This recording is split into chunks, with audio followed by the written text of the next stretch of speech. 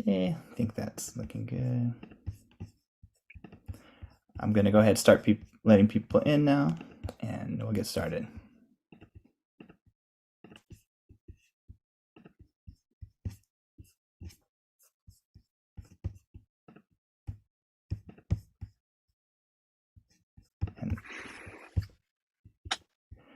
Hey, welcome if you're joining us. We're just letting people in, getting this live stream going too. So you'll be either watching us here in the Zoom call here, or some of you may be watching us at YouTube. Either way, feel free to comment in the respective places. We'd be happy to collect questions throughout this whole thing, and we'll get going in just a second here. I'm going to let some people join us here on Zoom. In the meantime, we'll have just some uh, timelines, some cool infographics if you want to, get ready to think about the history of Taiko in the Pacific Northwest. Just get going in a few moments here. Thank you all for joining. Oh, good to see so many people here. All right, everyone. I get a little ding dong every time someone comes in the room. It's filling up real fast. Hey everyone, if you're just joining us, we're just getting started here, letting people into the Zoom room. Also, if you're watching us on YouTube, we're really happy to have you. Please feel free to comment in either space, and we'll try to get those questions to the panelists, or just respond to you in either place. All right. Well, it is 3 o'clock, so just because of our limited amount of time, I'm gonna start introducing this thing, and then let's get going. We'll have this both recorded here. It's also on YouTube for anyone who's interested in joining us and wanted to see what happened a little bit earlier. Okay, so sorry, I'm letting people into it. It's funny. Okay, I'm gonna I'm gonna let a few more people in, and then I'm gonna quickly introduce this thing. Okay. All right. It's so good to see everyone. Thank you for joining us today. Really quickly, I want to introduce myself. My name is Gregory Wada. I'm the conference manager for the Taiko Community Alliance, I guess about 14 months now. And so we're really excited to be hosting a North American Taiko Conference regional in Seattle this August. So as kind of, warm up for that, we're having this special panel today that's going to be hosted by another program that TCA has that's called the TCA Leadership Program. This is a program that's spearheaded by our facilitators today, Roy Hirabayashi and Derek Oye. And this is a really great program because it's one that it really kind of facilitates intergenerational learning, kind of community learning between Taiko players. They do both curricula through kind of class-like structures, as well as these kind of webinars like the one we have today.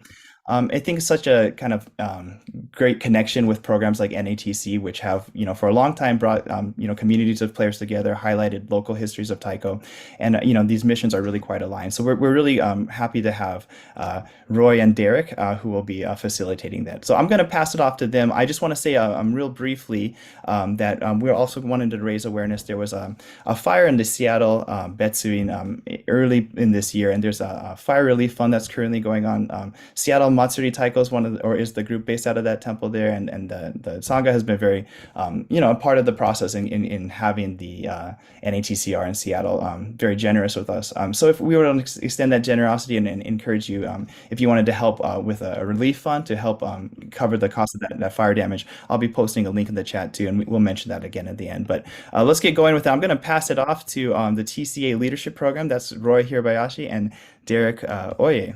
Take it away, Derek and Roy. Thanks, Greg. Nice to see everyone here. Thanks for joining in. My name is Derek Oye, and I'm part of Kinata Taiko. Hi, my name's Roy Hirabayashi. I'm the co-founder of San Jose Taiko. It's great to see everybody. Thanks for joining in today. So let's see. Today we have a panel of 3 people that's representing the Pacific Northwest. And I just wanted, before we jump into this, I want to make sure that you're all on mute so that you don't conflict with the dialogue that's going on. And we are recording this session, so just to be aware of that. So if you for whatever reason, if you don't want to be on the camera, just turn your camera off on that. I'm going to ask the speakers just to self-introduce, and that way we won't waste too much time here. If you do have questions, do put it in a chat, and we'll try to come and try to pull some of those questions up towards the end. But can we start first? I'm going to call first up as Shinobu Homma, and then we'll have Stan come in, and Anne will be next. So Shinobu, do you want to start us out with your self-introduction? Yeah, I am Shinobu Homma, and I'm from Vancouver. And um, well, do I explain the involvement in Taiko? Right? Okay. Yes, yes. So I immigrated to Canada in 1980, and through a friend, through Tonarigumi, which is seniors drop-in center, I met Rick Shiomi. And so he's and a friend are trying to start the Taiko group. And he invited me to join the, kind of a session. And I went there, and I was quite surprised by, I've never seen trying to practice on tires, bunch of tires. That's it, right? And anyway, ever since I was a child, I was very fascinated by sound of taiko, and every so often, just before the matsuri start, you can hear from the distance taiko, right? Anyway, but my days, the access to the taiko drumming was very limited. Only certain part of the society was able to, play. So anyway, that kind of the desire remained for a long, long time. Then when I met Rick Shiomi, oh, this may be the chance. Anyway, but so I decided to join the group, and later on, that the group named Katari Taiko. That was the beginning of Katari Taiko, which is the first taiko groups in Canada. So that was they are saying, founded year was 1979, but the name actually, came in 1980. And earlier members were basically, it's a predominantly Sansei Japanese Canadians and some Chinese Canadians. But all through Tonarigumi, they became a friend and very active in community, and also, advocates of their what they call it, social justice and so forth. And so I was with the Katari Taiko till 1985, and I moved to Toronto with my wife, Lucy, who was also a member of Katari Taiko, and both of us moved to Toronto 1985. With her sister, Leslie, we started a new group called Wasabi Daiko. And Rick Shiomi, who came from Toronto, actually joined later. And so I was there for 7 years.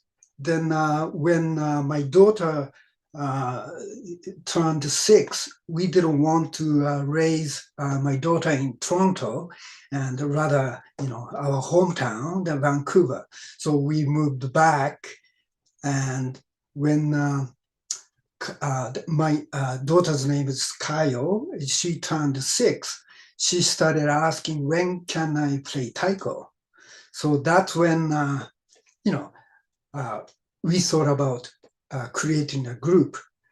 And so among our friends, we gathered 8 young kids who are very similar age range. And so I and the 2 other former Katari members, we kind of gathered, 8 of them, and start to try out the teaching kids, which are very, very challenging. Anyway, so I'm sorry. So last year we had a 30th year Chibi Taiko. Well, I'm sorry, I didn't tell. So we called the group Chibi Taiko because it's Chibi, little kids. And then last year we had a 30th year anniversary. And right now, currently, we have 18 membership and in a range of 8 years old to 35 years old. At the beginning, I thought, as soon as they finish high school, they will leave. But, because over the year, they kind of build a friendship and it becomes like, brothers and sisters. They didn't want to leave. So they're still there. And two of them are actually our president and vice president of the society, what we call Chibi Taiko Society. And yeah, so that's my story. Great. Thank you so much, Shinobu. Stan, you're next. Do you mind telling us your start? Sure. Okay, so I did not grow up with Taiko, but when I went to college at UC Berkeley, in the Bay Area, I saw San Francisco Taiko Dojo and San Jose Taiko perform many times. And at that point, I think they were the only two Taiko groups in the San Francisco Bay Area. But I didn't imagine that I could be, that good, that out there. So it didn't occur to me that I could play Taiko until I moved to Seattle in 1981. And I was staying with a friend of a friend, and his roommate was one of the founding members of Seattle Taiko Group. Seattle Taiko had just started in 1980, a year after Katari Taiko had, and that was as a result of Onda Koza coming through and doing a performance at Cherry Blossom in 1980, and it really excited the local Sansei community especially, but Asian American community overall. So people got together, like Katari, they were practicing on tires for the first 6 months before they could get drums. And in the first year, I've heard that there were maybe 60 or 70 people who kind of cycled through to try it out. Some people stayed for 2 weeks, some people stayed for 2 months. But at the end of about a year, when they had gotten their drums together and had actually learned a couple songs, there were maybe about 12 or 14 people left. And so they had their first performance in the summer of 81, a month before I arrived. And then they had a workshop a month after I arrived. And after that, I joined. And I just fell in love with it, hitting the drums and moving around and making noise. It was lots of fun. So I became a member of Seattle Taiko Group in 1981. Eventually, I left along with two other members of Seattle Taiko Group and we formed a small group called Kokon Taiko Ensemble. So we were inspired by Hum Drums, which was an offshoot of Katari Taiko, where they had three people just doing very creative, imaginative things, different than the big group Taiko, Kumi Daiko, that was going on. So we thought we'd give that a try. And we found out that it's a lot harder than it looks. So eventually in 1992, we merged with Seattle Taiko Group and became Seattle Kokon Taiko. And I've been with them ever since. In 2000, another group in town, Tsunami Taiko, had started as a youth group, but kind of like Chibi Taiko. I mean, they're kind of a brother-sister group. Their teacher retired, and the older members, the senior members, felt like they could continue playing, but they didn't feel like they could teach. There's a group of young members who had just been playing a year or two. So they wanted to continue playing, this young group, and started looking for a teacher. And so asked me and we became Kaze Daiko in year 2000. And I've been teaching them since then. I would say the other important aspects of early on, Seattle Taiko Group was strongly influenced by San Francisco Taiko Dojo. We brought Tanaka Sensei up once or twice to give workshops. We were also inspired by Kinata Taiko, who came up to Seattle Betsuin to perform at Bonodori 2 years in a row, and we were fascinated watching them on stage. And then we had traveled down to the Bay Area and stayed actually with San Jose Taiko. Like they literally put us up in their homes, and were inspired by them as well. So those were like our the three pioneer groups we all had contact with, and were really our inspiration to get going. I guess I'll leave it at that and pass it off to Anne. Great, thank you, Stan. And all right. Hello, everybody. It's exciting to be here and see some familiar faces and names. I'm Anne Ishimaru, and I'm Yonsei, and the group that I'm most connected or known for, and I'm still connected with, is Portland Taiko, but have a couple of different groups. So actually, my first, when I tell the story, my first performance and getting really inspired, it was actually in Seattle. So it must be Seattle Taiko when I was a kid, and I was just blown away, seeing especially Asian American women being so powerful and loud, and I was so inspired, but it was like this secret thing. It wasn't until I got to college that I was like, okay, I'm going to do this. And Susan Hayate, who was from San Jose Taiko originally, was offering a class. She co-taught a class at Stanford, and it was called Reparations Now. So my introduction to learning Taiko was really bound up in the histories of Japanese Americans, and Taiko as a powerful both symbol and a kind of rallying sort of cultural piece related to the histories of incarceration, and then also of reparations. And then our first activity, as so Valmy and I got together after the class, along with other folks, Linda Uechi, who's still very much involved with Stanford Taiko. We had our first workshop with San Jose Taiko. So that was a really important, they were a very profound influence on us all the way through. We also got some teaching from Jeannie and Russell, and then Zach Stumke, who's my partner. When we graduated, we stayed around for a little extra because we wanted to play Taiko some more. We were I think the second Taiko, collegiate Taiko group. And then moved up to Portland, where we met folks like Valerie Otani, June Schumann, Kyle Kajihiro, and actually Lynn, I can see Lynn is on the call today too. And so that was in 1994. Portland Taiko is going to turn 30 this year too. And so we had the opportunity to co-direct, co-found Taiko. One of our first big performances, I mean, we played on tires in the park, just like everybody else. But one of our first big performances was actually Tiffany Tamaruchi brought Zampu Fujishi Daiko to Seattle.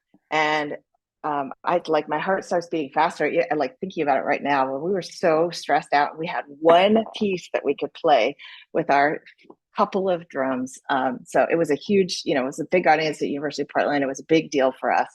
And so that was a really important moment for us. And one of the things that's so exciting for Portland Taiko now, I'm now on the board, but Tiffany Tamaruchi is now the artistic director of Portland Taiko. So I actually live in Seattle now. We have connections with Seattle Matsuri Taiko as members of the Seattle Betsuin, so sometimes play a little bit with them. And actually my newest thing is I play Taiko in our Gagaku group at the Seattle Betsuin Temple. Very cool. Oh, Gagaku group, awesome. Well, thanks for all sharing your histories.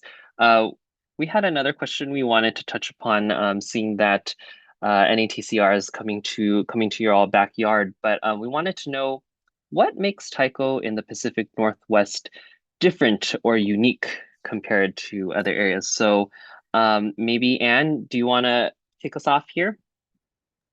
Yeah, I'll get us started. Although I feel like there are folks obviously who can speak to some of the earlier roots than me, but I can speak to Portland and where Portland came out of. Obviously, we're very connected to some of these, some of the founding groups. Also, Kenny Endo was very important for us. But what really, with some of the folks I named, it was really a lot of those folks were Sansei, and then a few of us Yonsei, and really connecting to the Nisei were really the Japanese Americans in Portland were really the folks who made Portland Taiko realized from sort of a dream or an idea into an actual group. And I think that one of the things, the Northwest is different from some other parts of the country, California in particular.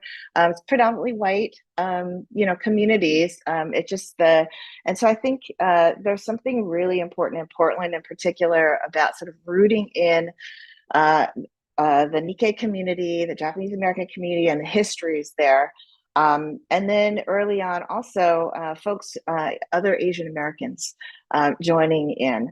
And in Portland, it was really rooted in a sort of organizing and movements around social justice. A number of our members were who actually were working in different kinds of organizations, social justice organizations. So I think that is one thing that kind of characterizes some of the emergence of Taiko in the Northwest that I think it exists in other places for sure. But we came out of a kind of different era than some of the founding groups, but very much sort of connecting to the histories that those founding groups were coming out of, but in our own context in the Northwest. So I think that's one dynamic. But of course, you've also heard the way that we kind of grew from and were parented by some of the original groups in California. Oh, great for sharing. That's such a interesting. That's such a great rootedness, uniqueness. Stan, do you want to go next? Sure. Yeah, I would echo some of what Anne was talking about. When we first started in the early 80s, there were still a number of Issei around. And I remember one of the most heartfelt things is after some of our performances, even though we weren't that good at that time in the early 80s, but we had started creating our own music too. But some older Issei, well, they're all older by then, but some Issei ladies would come up to us, and like one even had tears in her eyes, and they would thank us for playing, and they say it just, reminds them of home, and it makes them so proud to be Japanese. And I think because of the World War II experience, like a lot of them hadn't felt proud to be Japanese for many, many years. So that really had an impact on us, particularly because, like Anne was saying, the Japanese and even at that time, even the Asian American population wasn't that large. So, and in Seattle, we have an area where we're based, which is called the International District. And it's called the International District because there's all, there's Japanese, Chinese, Filipinos. At one time, there were also blacks and Jews and Cubans, and just a mix of people, although primarily overwhelmingly Asian in the area. And most of the people who were originally in Seattle Taiko Group were involved in the community, like working on the International District Summer Festival or working with the writing for the International Examiner, the community newspaper. So it really, that kind of Pan-Asian flavor started early. So we had Chinese and Filipino members early on. And, now we have Korean, Vietnamese, Caucasian members as well. So I think that kind of more universal feel to it is unique. I think another thing about the Northwest is kind of initially a feeling of isolation because, you know, kind of the gravity center of Taiko was California. San Francisco was there, San Jose was there, Kinata was there, and, you know, other groups springing up. So we felt kind of isolated up here. And back then there were no, you know, in the 80s, you couldn't buy a Taiko video. There wasn't an online anything yet. The internet hadn't really appeared. You know, maybe you could buy a VHS tape of Kodo by the late 80s, but otherwise, unless you physically went to see it, you couldn't, you know, record a Taiko performance and get a recording. So we felt kind of isolated. So I think that helped to make us feel like some kindred spirits. So we would go up to Vancouver to take workshops and visit with Katari Taiko. And I know when Portland started, they came up here once or twice, and we went down there once or twice just to, you know, do workshops together. And I think that feeling of togetherness kind of led into doing more regional stuff. Oh, I would say that one other thing that's maybe unique about the Northwest is that we generally have greater awareness and hopefully closer ties to indigenous communities, because the indigenous communities up here are so strong and so much a major part of the local political and social climate. So I think there's at least a greater sensitivity about that, I think, than a lot of other places. And we try to establish, at least some of us try to establish more ties with them too. Wow, thanks, Dan. That's really painting a really great picture of the area. Shinobu? Yeah. So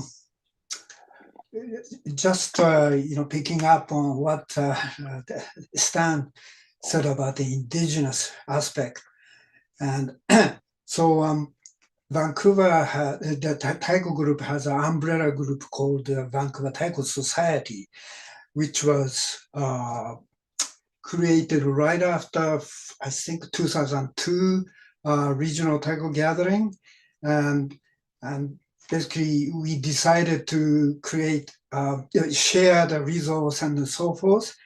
And anyway, so yeah, we are going back to indigenous part. So because, you know, Powell Street is kind of located in the middle of indigenous, you know, land, and we had, as far as I remember, 2 projects in the past 10 years with the indigenous group. And one was called, what is it?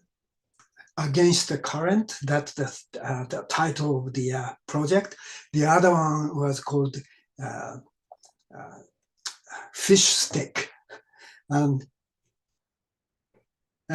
we presented in Powell Street Festival. The other one was, what is it? So there's a festival in downtown East Side. And anyway, so we presented those 2 projects in the past 10 years.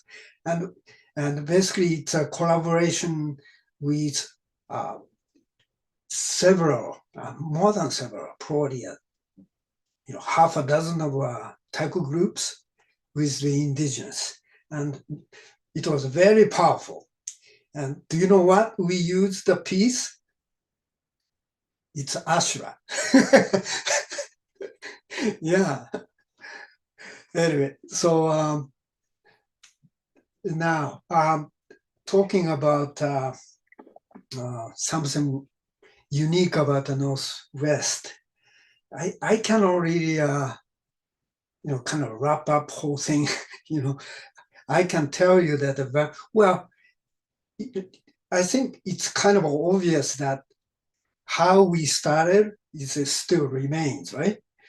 it's influenced by San Francisco Taiko Dojo, and we looked up on San Jose Taiko Group, and so those are still there. And although in my view we cannot be like sunshine in California, and we are rain people, right? So I'm sorry.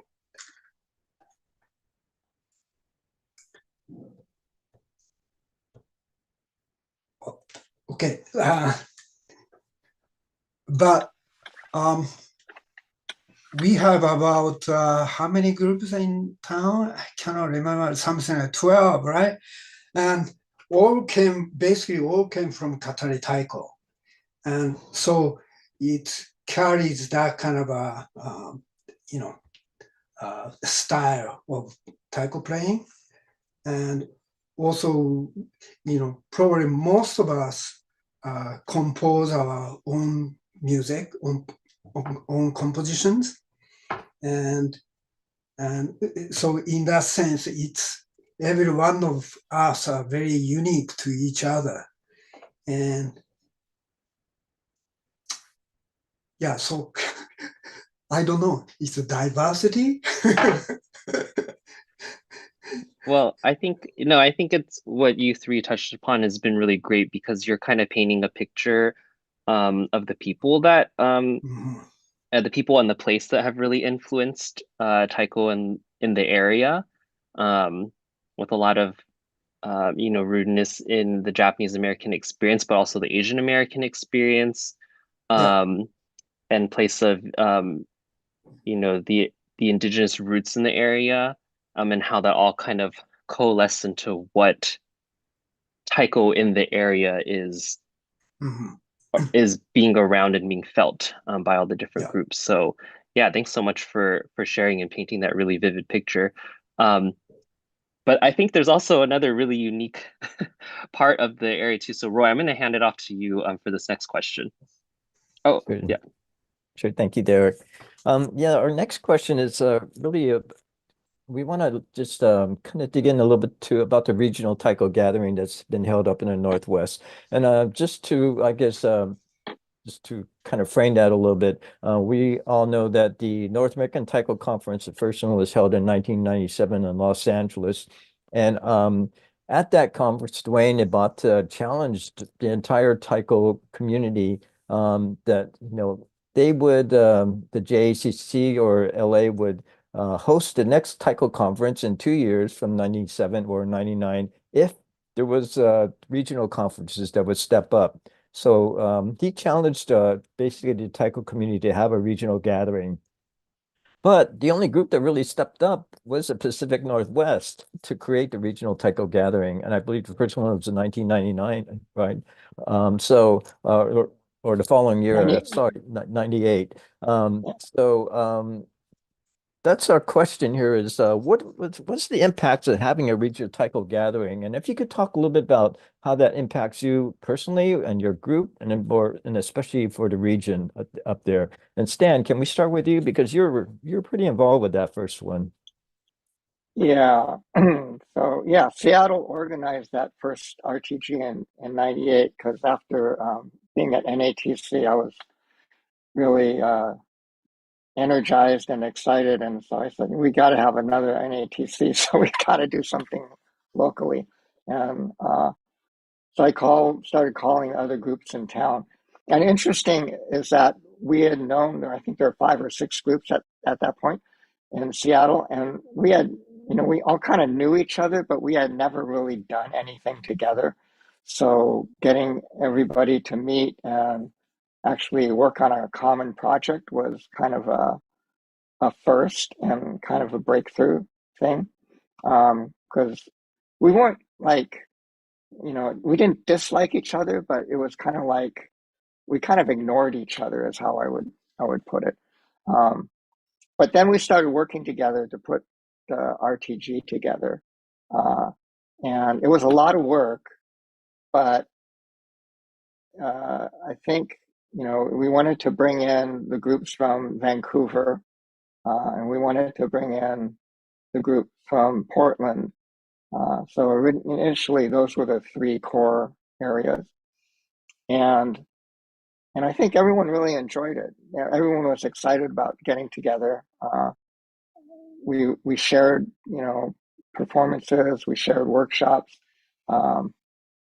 and I think that exposure to other groups and other styles and new ideas was really a stimulus for everybody who came, and it helped to establish relationships between groups across the region. But I think within each city, it also helped to establish better relations. And for the host cities, it helps to promote Taiko in that city, because we would kind of advertise this is happening in the city, and it kind of makes it like, okay, so this is a center of Taiko, and people who weren't involved would say, well, what is Taiko, and kind of find that out.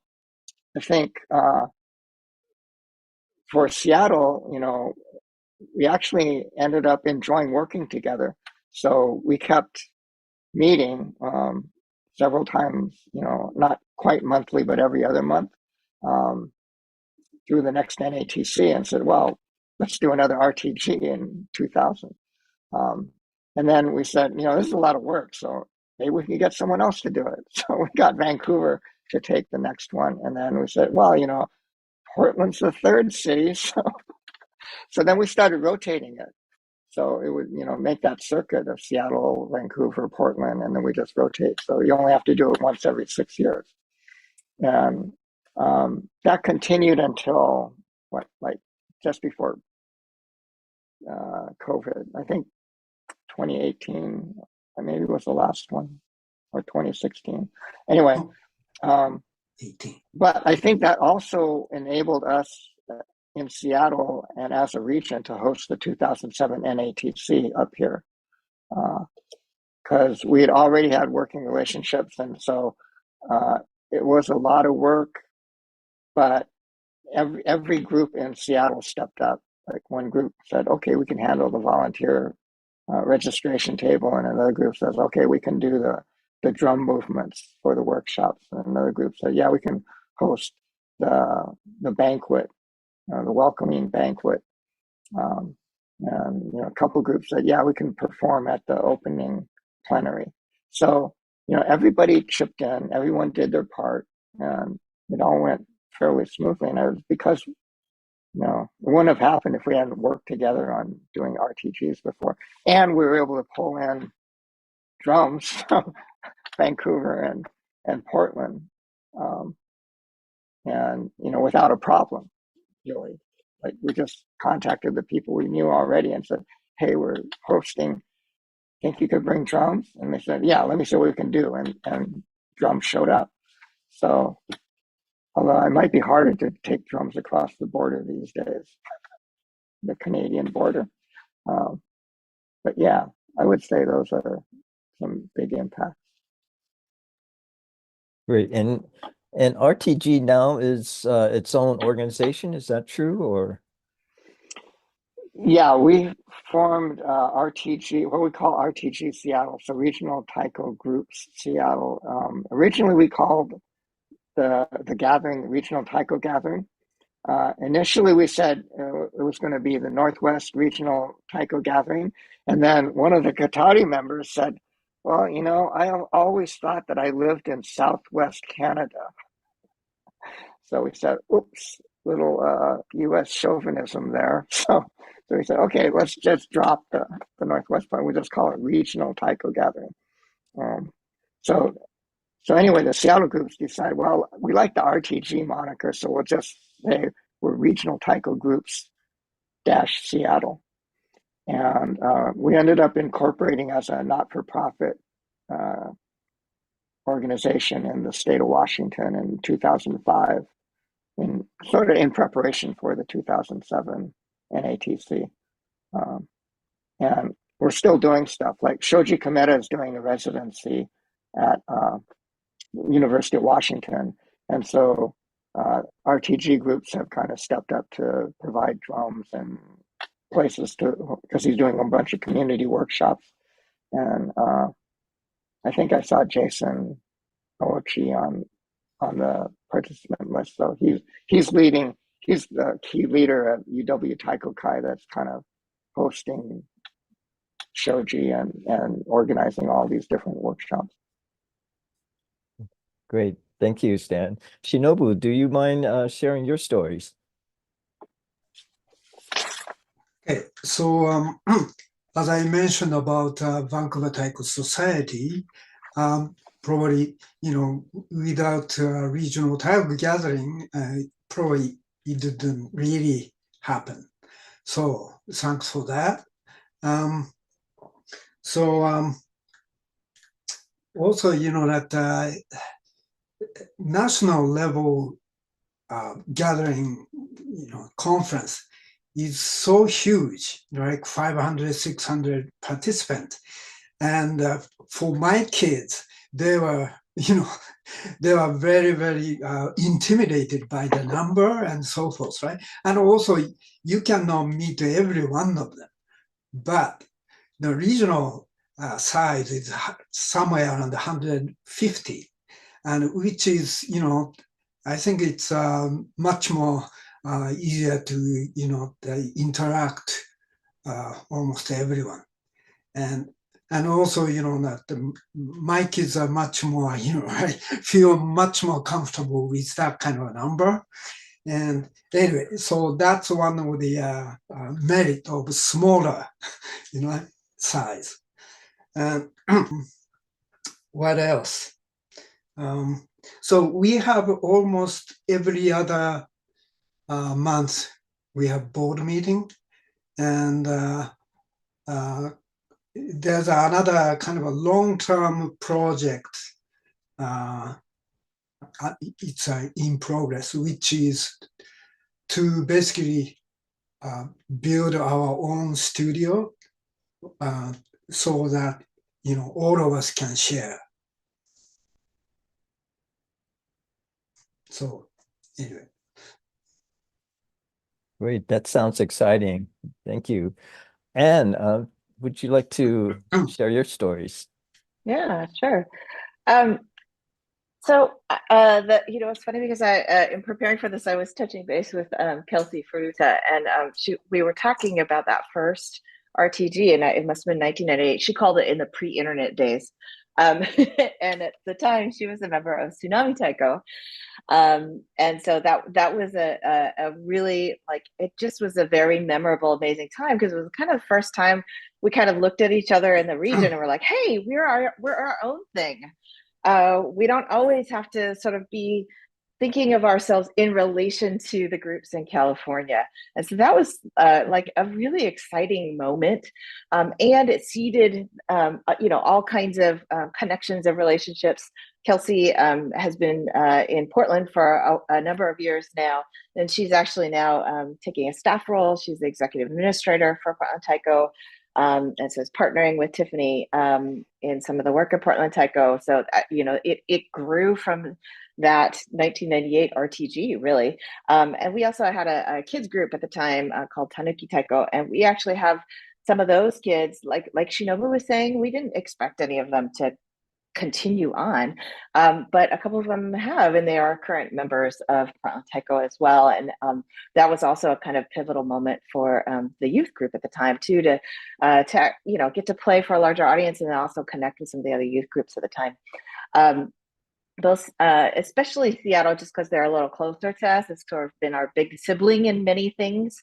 And I think in like watching Seattle, but also, to the extent that we've had the connection with Vancouver, like figure out that shift when you like go from being the only group in town to now there being multiple Taiko groups in town, and just sort of watching and learning from them, both in terms of the way that groups have tried to connect across the region, but also in terms of within your own city, and trying to kind of figure that out, because we now have 3 other groups in Portland, all of which have kind of had connections that grew from sort of relationships with Portland Taiko, but they're very different, and they have different, they have more of a kind of Japanese.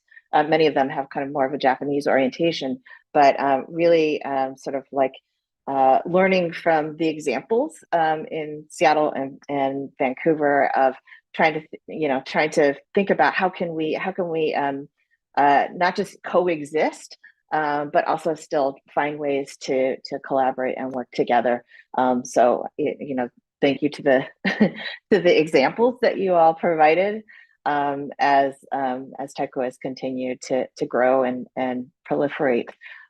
It's the RTG, I think, is it's I think a lot like Shinobu said, that we have a lot of members who are they're working or they have kids, or it's hard for them to get to NATC, and so having something that is a little bit more local and a little bit smaller makes it a little easier for a broader range of folks in our group to be able to participate. We also, of course, have folks who are participating in NATC as well. Great. Thanks for all your responses and kind of coloring a nice picture of how you're all connected in the region. We did have, I think at this time, we're going to open it up to questions. So if you have anything, feel free to send it along. It looks like we did get one question in the chat. I think it was just clarifying, I think it's for you, Shinobu, just that there were 12 groups originated from Katari Taiko, and then maybe it's more of painting a picture of how, or just how many groups there were. But I was actually wondering if Greg, I know there was an infographic that you created from Shinobu's information. I wonder if we could pull that up as he maybe just comments on the amount of groups. I think the question is the amount of groups that came from in the area and that came from Katari Taiko.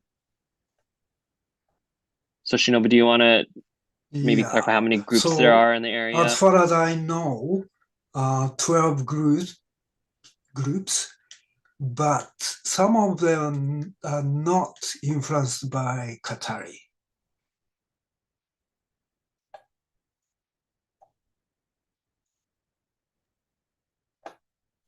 So it's there's 12 groups in the area. Some of them influenced, some of them are their own origins. Yeah, that's right. For example, that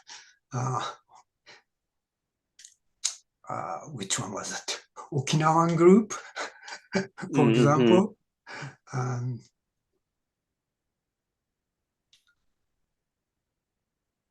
The Okinawa ASA in Vancouver. Yeah, got it.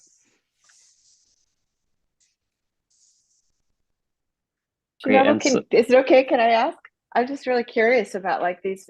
Is some of the do they each have a different character, or is it some of it they're like geographically distant? How are they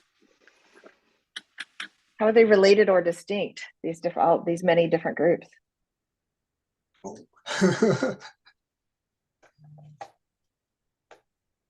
So, good.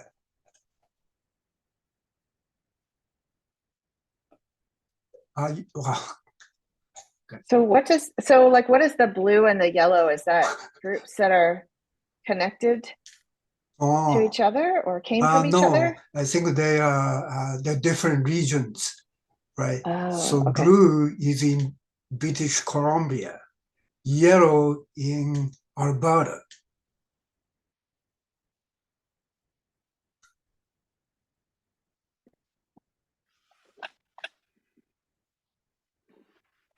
Get it? Yeah. That's how, Derek, you did it, right? Greg put this together for us. Yeah. So the two infographics, Stan and Shinobu provided some information, and then Greg worked his magic and did these really nice infographics, which we're going to send out to the participants if you signed up at the end of the webinar. Does anybody else have any other questions? Want to ask the panelists? it's a great opportunity to if you have anything you want to learn about the area.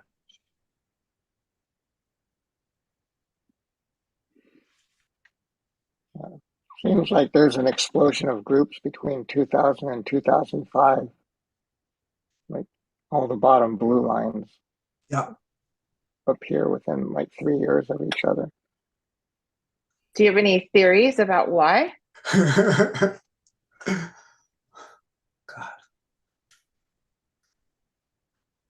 I don't know.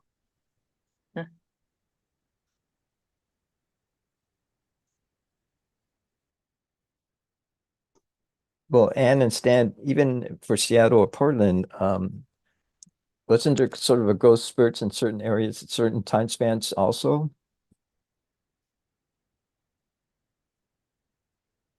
Yeah, well, in Seattle, I would say the big one was the collegiate taiko groups appeared in the 2000 teens.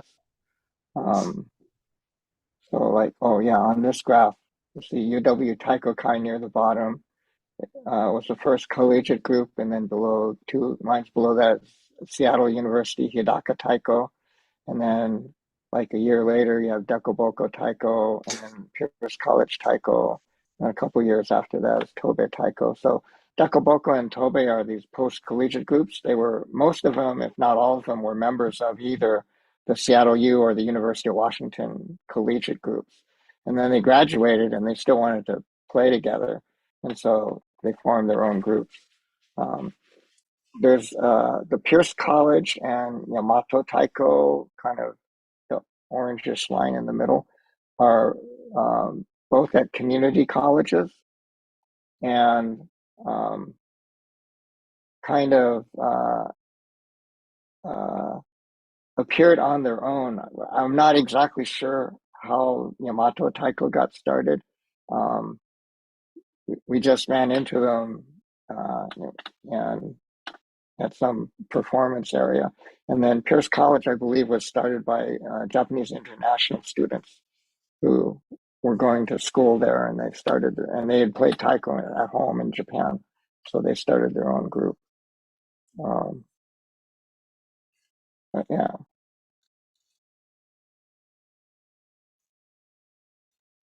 Looks like we need to add another one. Yeah, it looks like we have some comments coming in. There's let's see. Dayan commented Qatari helped provide training when cam loops got started. I don't know if I'm pronouncing that right. And then Wendy said that there's also Yumi Daiko at UPS in Tacoma. And Patrick, he was saying that there's a group at the University, yeah, of Puget Sound. Oh, I think that's the same. Yeah, So, UPS. wow, there's a lot. There's a lot of groups now. Yeah, and Yeah. there's sort of a semi-group or that Anya Manes started teaching some folks, and I forget the name of it, but yeah.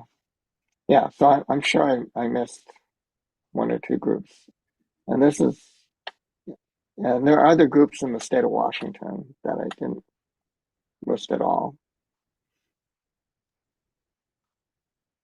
So I feel that yeah, we'll have to add some of these to it. Do you know when, Wendy or Patrick, do you know when those groups started? And Isho Open Taiko. Not performing, but a community education since 2010.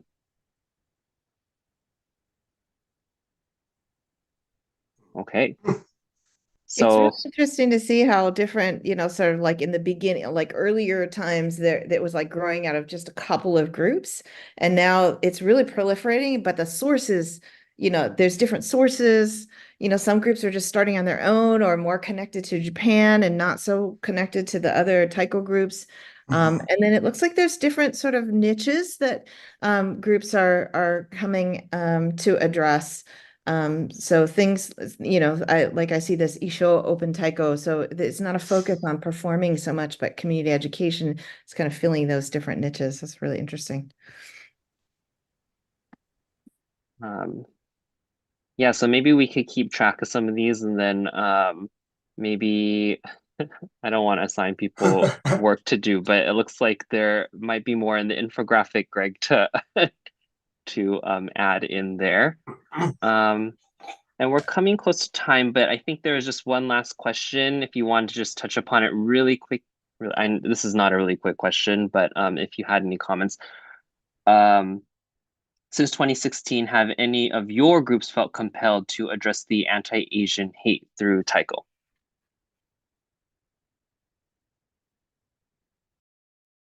Portland Taiko has very much so. That there are a number of performances that Portland Taiko has been a part of, working with different groups in Portland. And also there was one of the things that we talked about, we had a retreat recently.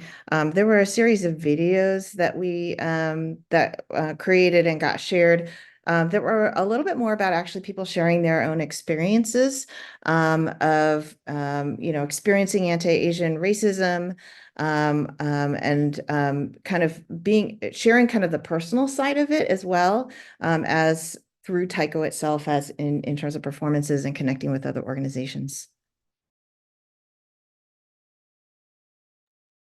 Yeah, I'm not sure that we've done it explicitly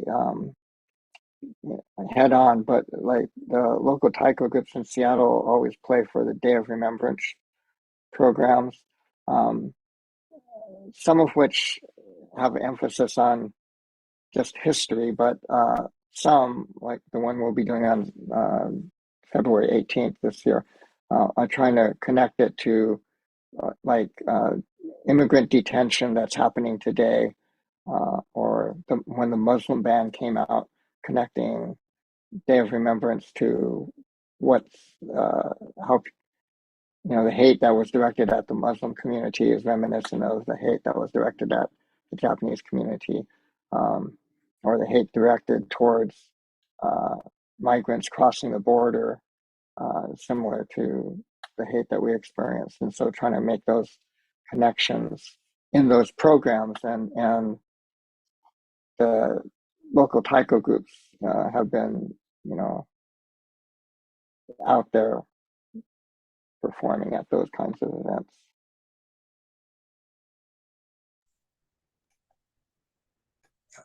Right. I think we're coming towards the end here.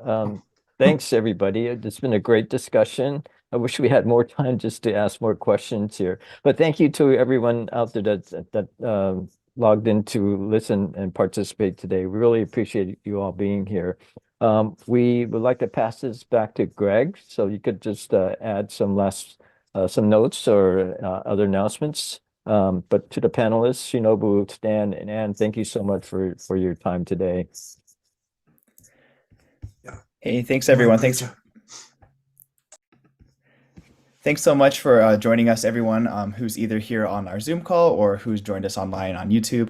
It's been a great conversation, just getting to learn a little bit more about the history of Taiko in just different places, and in this case, the Pacific Northwest or Southwest Canada. And we just want to be wanted to pass on some information about, I guess, we'll be having our NATCR, which is kind of a new program it's from TCA that started last year with our program in Hilo, where we'll be doing kind of highlighting bringing conference to different regions. And I did want to actually say that today, actually, so special announcement for everyone who's joining us, we will have an application that opens tonight for performing groups from the region too. So if people from Vancouver, people from Portland who are watching this too are interested in maybe performing at the upcoming conference, that'll be released tonight too. So thank you again for that. I wanted to remind everyone at the top of the program, we mentioned that the Seattle Betsuin had a fire recently, and that we wanted to raise awareness awareness and share a fire relief fund that's at the top of the chat here as well. I think, and I just guess lastly that saying that this is, it's a starting point and not an ending point for conversations about history and sharing stories. Thank you for all the, additional information that was shared in the chat today. So thank you very much, Roy. Thank you very much, Derek, for your leadership program and for facilitating this type of webinars for us. I think it's very useful for the community, and this will be preserved on YouTube as well. So if you needed to go back and check any of that things as well, check out the TCA YouTube. Thank you very much, everyone. I really appreciate your time, panelists, and hope to see you all next time. Bye, everyone. Thank you. I will be